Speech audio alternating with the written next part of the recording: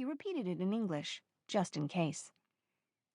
He felt the sharp intake of her breath, knew he'd guessed right.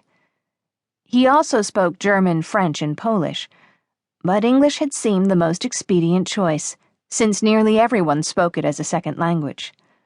"I won't hurt you," he said. "But if you scream, I will let him have you. Understand?" She gave a quick nod as he turned her in his arms again. Her smoky eyes shimmered in the reflected light of the store. Her jacket hood had fallen back, revealing dark hair caught in a thick ponytail. Her features were fine, delicate, though the elbow she'd aimed at his head had been anything but weak. She was strong, this woman. Strong and delicate at once. Alexei pulled his hand away from her mouth. Her expression was wary, but she didn't scream. "Please help me," she blurted, wrapping her arms around herself to ward off the late April chill. "Don't let them take me."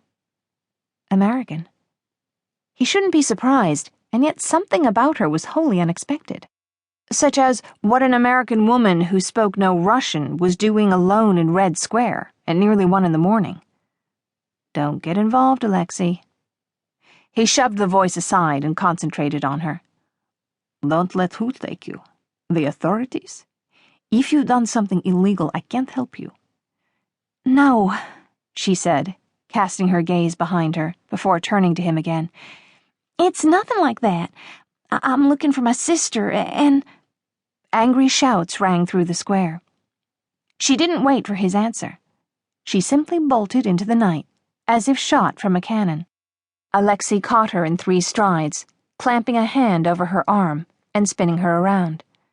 "This way," he said, hauling her toward the department store. "It's too bright. They'll see us." "Precisely." Boots clomped over the cobbles, coming toward them. They had only seconds before the men made it down the hill. The slick snow was hindering them, but not much.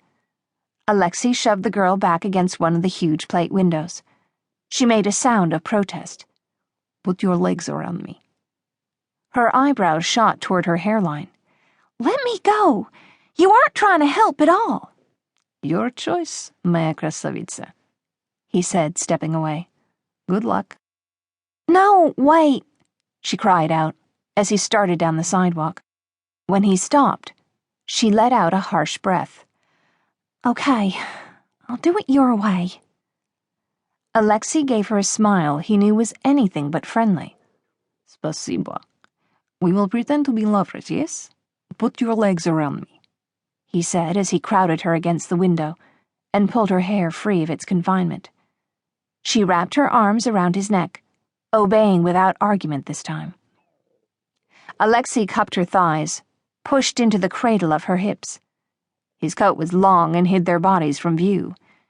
If they did this right, anyone seeing them would think they were having sex. The American bit back a soft moan as he pushed harder against her most sensitive spot. The sound crashed through his veins like a shot of vodka. No matter how he willed it otherwise, his body was reacting. Chort boyberi. She was small, soft, and she smelled like summer in the Urals. A hint of flowers, sunshine, and cool water. Anger flashed through him. Her scent made him remember, made him feel. He didn't like feeling. He had no room for feeling. Feeling made you weak, had the power to break you. "Kiss me," he growled as the footsteps pounded closer, "and make it believable." Paige blinked up at the dark stranger holding her so intimately. My God, how had she found herself in this mess? She should have gone straight to Chad the instant Emma came up missing. But she thought her sister had simply forgotten the time. And Paige wasn't about to disrupt her boss's evening when he'd been kind enough to allow her to bring Emma along on this trip in the first place. Chad Russell was one of Dallas's most eligible bachelors. He was cool, handsome, and wealthy. And she was his secretary. Or at least she was for this trip, since his executive secretary wasn't allowed to fly longer than 3 hours at a time, per her doctor's